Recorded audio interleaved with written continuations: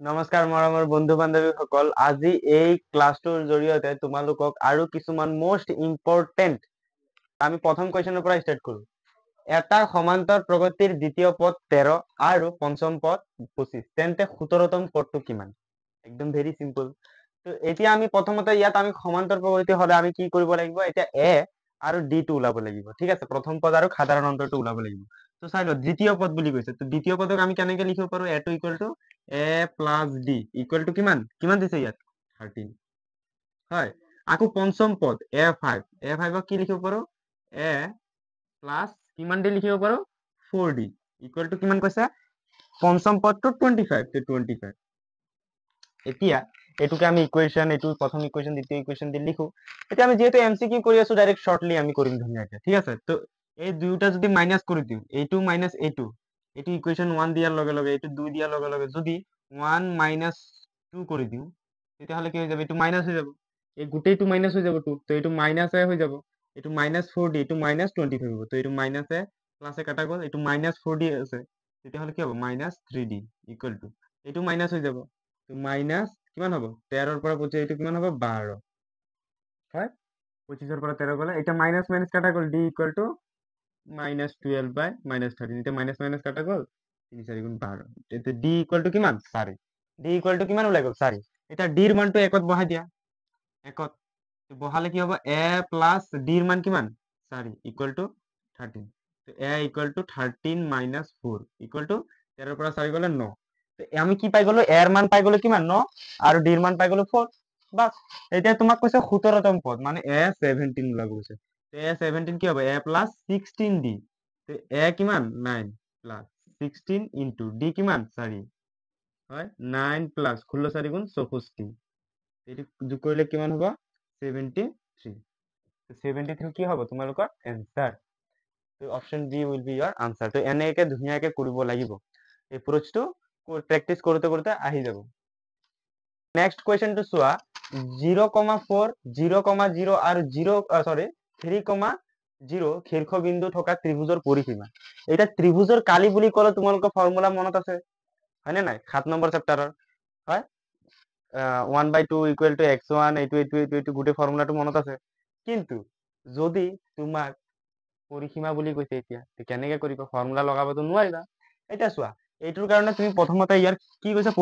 পৰিসীমা বুলি কৈছে ন, তেতিয়াহ'লে ত্ৰিভুজটো মই পইণ্ট কেইটা বহাই দেখাই দি আছো। প্ৰথমতে কৈছে 0,4, তো 1 2 3 4 হয়, ইয়াতো দিওঁ 1 2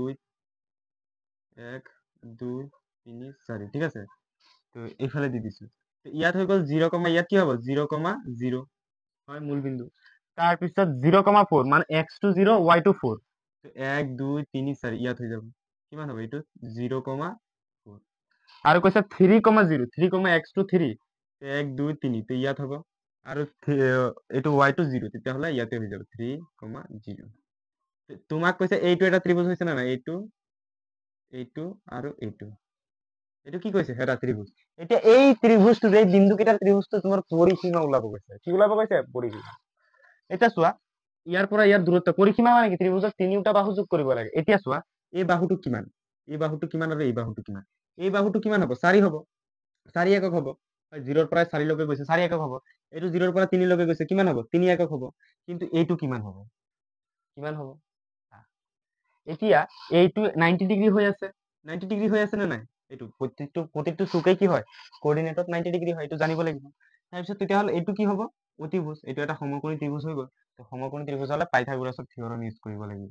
এইটো কিমান হৈ যাব? পাইথাগোৰাছৰ সূত্ৰ ব্যৱহাৰ কৰি 5। এতিয়া কেনেকে চোৱা, এইটো ধৰি লোৱা এ বি আৰু এইটো চি, কি হ'ব? তুমি কি ওলাব লাগে?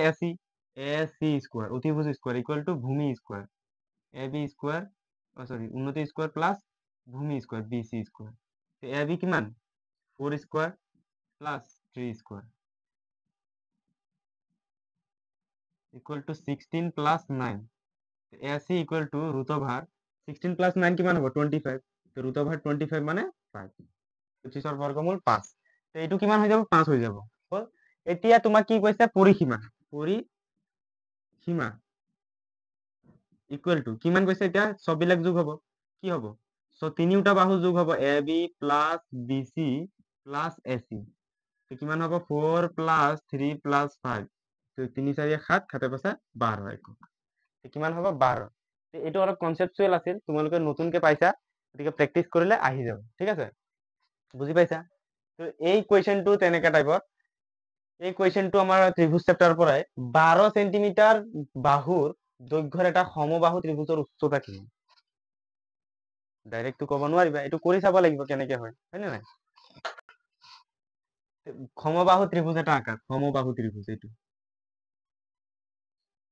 সমবাহু ত্ৰিভুজ মানে কি তিনিটা বাহু সমান তিনিটা বাহু সমান ইয়াততো সমান নাই হয় তেতিয়া মেনেজ কৰি লোৱা ধৰি লও এইটো এ বি চি সমবাহু ত্ৰিভুজ প্ৰতিটো বাহু কিমান 12 সেন্টিমিটাৰ আৰু এইটো 12 সেন্টিমিটাৰ হ'ব প্ৰত্যেকবিলাক কি হয় 12 সেন্টিমিটাৰকে হয় এতিয়া ইয়াৰ কি কৈছে উচ্চতা কিমান উচ্চতাটো কিমান হ'ব এই উচ্চতাটো ওলাব কৈছে তোমাৰ কি ওলাব কৈছে উচ্চতা এতিয়া যদি এই বি চি টো কি হ'ব 12 সেন্টিমিটাৰ এ বি টো কি হ'ব 12 সেন্টিমিটাৰ এ চি টো কিমান হ'ব 12 সেন্টিমিটাৰ কাৰণ সমবাহু ত্ৰিভুজ বুলি কৈছে তেতিয়াহ'লে এইটো এইটো ধৰি লোৱা মই এইকেইটা মুছি দিয়া এ এম তোমাক এই এ এম টো ওলাব কৈছে কি ওলাব কৈছে এ এম টো ওলাব কৈছে তো চোৱা এইটো যদি সমবাহু ত্ৰিভুজ হয় এই এম টো এই বি চি দুভাগত ভাগ কৰিব তেতিয়াহ'লে বি এম টো কিমান হ'ব 6 এম চি টো কিমান হ'ব 6 সেন্টিমিটাৰ এইটো 6 সেন্টিমিটাৰ এইটোতো তুমি জানাই কিমান 12 সেন্টিমিটাৰ দিয়াই আছে এই বাহুটোতো দিয়াই আছে 12 বুলি এইটো এতিয়া 12ৰ আধা কিমান হ'ব 6 হ'ব তেতিয়াহ'লে তুমি ওলাব লাগে এইটো এ এম টো ওলাব লাগে কি ওলাব লাগে এ এম টো এতিয়া ইয়াৰ উচ্চতা হ'লে এইটো কি হ'ব 90 ডিগ্ৰী 90 ডিগ্ৰী হ'ব সমকোণত ভাগ কৰিব সেম আগৰ কুৱেশ্যনটোৰ নিচিনা কিন্তু আগৰ কুৱেশ্যনটো আছিল 7 নম্বৰ চেপ্টাৰ কোঅৰ্ডিনেট চেপ্টাৰত কিন্তু এই কুৱেশ্যনটো ত্ৰিভুজ চেপ্টাৰ কিন্তু কনচেপ্টটো একেই চাই লোৱা এইটো কি হ'ব এটা কিমান হ'ব এইটো আমাৰ এ এম টো উচ্চতাটো কিমান হ'ব চাই লোৱা এতিয়া এইটো পাইথাগোৰাছৰ থিয়ৰম ইউজ কৰি পাম এইটো এইটো চোৱা এইটো ত্ৰিভুজ ওলাই আছে এইটো ত্ৰিভুজ ওলাই আছে এইটো এ বি এম এইটো 6 এইটো 12 আৰু এইটো নাজানো কি ওলাব লাগে তোমাৰ এইটো কি হয় লম্ব তো লম্ব A M square equal to এইটো এ বি টো কি হ'ব ইয়াত অতিভুজ তো অতিভুজৰ পৰা কি হ'ব এইটো মাইনাস মাইনাস বি এম অতিভুজৰ পৰা কি হৈ যাব মাইনাস হৈ যাব তো A M equal to B M টো কিমান সরি এ বি টো কিমান 12 স্কোয়ার মাইনাস বি এম টো 6 স্কোয়ার তো 12 12 গুণ 144 মাইনাস 36 এইটো মাইনাস কৰিলে কিমান হ'ব কিমান হ'ব 108 108 হ'ব এ এম স্কোয়ার হল এ এম হোল স্কোয়ার তো এ এম কিমান হ'ব A M equal to root over 108 plus minus তো আমি নিদিওঁ হয় কাৰণ প্লাসটোৱে আমি ধৰো তো ৰুট অভাৰ 108 ইয়াত অপশনত আছে নেকি নাই আছে নেকি নাই তেতিয়াহ'লে ইয়াক আমি কি কৰিব লাগিব ভাগ কৰি চাব লাগিব 108 2 5 গুণ 10 2 4 গুণ 8 2 2 গুণ 4 2 7 গুণ 14 3 3 গুণ 9 3 3 গুণ 9 এতিয়া ইয়াত কি হৈ গ'ল তোমাৰ 2 দুটাৰ পৰা এটা লোৱা 3 দুটাৰ পৰা এটা লোৱা আৰু 3 এটা অকলে থাকি গ'ল টুপি পিন্ধাই দিয়া হল 2 3 গুণ 6 root over 3 centimetre 6 root over 3 centimetre ওলাব এনেকে তুমি এপ্ৰোচটো লৈ কুৱেশ্যন বিলাক কৰিব লাগিব এইটো তোমাৰ কোনটো হ'ব তোমাৰ 6 ৰুট অভাৰ 3 সেন্টিমিটাৰ ওকে আশা কৰিছো ধুনীয়াকে বুজি পাইছা তাৰ পিছৰ কুৱেশ্যনটো ইজি দিছো সববিলাকতো আৰু বেছি কনসেপচুৱেল দিলে নহব চাই লোৱা দুটা সদৃশ ত্ৰিভুজৰ বাহুৰ অনুপাত ত্ৰিভুজ কিটা কি কৈছে সদৃশ বুলি কৈছে চাবা বাহুৰ অনুপাত 4:9 তেন্তে ত্ৰিভুজ দুটাৰ কালিৰ অনুপাত কিমান ত্ৰিভুজৰ কালি কেনেকে সববিলাকৰ ক্ষেত্ৰত বেলেগ বেলেগ হয় যদি তোমাক এনেকে বাহু সদৃশ ত্ৰিভুজ বুলি কয় সদৃশ ত্ৰিভুজৰ বাহুৰ অনুপাত যদি দিয়া থাকে কালি যদি খুজে তেতিয়াহ'লে স্কোয়াৰ কৰি দিবা বাহু কিটা কি কৰিবা বাহু স্কোয়াৰ তো বাহু স্কোয়াৰ কৰিলে কি হ'ব 4ক স্কোয়াৰ কৰিবা 4 টো প্ৰথম বাহু ত্ৰিভুজৰ বাহু এইটো সেকেন্ড ত্ৰিভুজৰ দুইটা ত্ৰিভুজ কি সদৃশ 4 স্কোয়াৰ কৰিলে কিমান হ'ব 16 16 9 স্কোয়াৰ কৰিলে 81 তো 16:81 81:16 নিদিবা কিন্তু এইটো ভুল হৈ যাব এইটো কি হ'ব ভুল হ'ব অপশন হ'ব এইটো অপশন ডি 16:81 ওকে প্ৰথম যদি 9 থাকে 9:4 থাকে তেতিয়াহ'লে এইটো হ'ব ক্ৰম হিচাপে চাবা ভুলকে টিক কৰি নিদিবা ভালকে চাবা তো আশা কৰো এইটো বুজি পাইছা তাৰপিছত এইটো তোমাৰ ত্ৰিভুজৰ লজিকত কুৱেশ্যনটো চোৱা ত্ৰিভুজ এ বি চি সিমিলার সদৃশ ত্রিভুজ পি কিউ আর যদি angle C equal to 60 degree আর angle B equal to 75 degree তেন্তে এঙ্গেল আর কিমান এতিয়া চাই লোৱা প্ৰথমতে এ এইটো এ বি চি ত্ৰিভুজ আৰু পি কিউ আৰ ত্ৰিভুজ। এতিয়া তোমাক কৈছে এংগল চি ইকুৱেল টু কিমান 60 ডিগ্ৰী, এইটো 60 ডিগ্ৰী বুলি কৈছে। তাৰপিছত angle B equal to 75 degree, angle B equal to 75 degree এইটো। এংগল আৰ ইকুৱেল টু কিমান, এংগল আৰ ইকুৱেল টু কিমান, এই এংগল আৰ। ঠিক আছে, একদম ইজি কুৱেশ্যন, এই কৰিবই নালাগে, লিখিবই নালাগে, মুখে মুখে ওলাব। চাই লোৱা, এ বি চি কৈছে, তো A B C P Q R, A B C P Q R, ক্ৰমটো চাবা নহলে ভুল হ'ব। এ বি চি চি আৰু আৰ কি হ'ব, একেই কোণ হ'ব, কোণটো সমান হ'ব কাৰণ সদৃশ বুলি কৈছে। এংগল চি যিমান এংগল আৰ কিমান হ'ব, সিমানে হ'ব।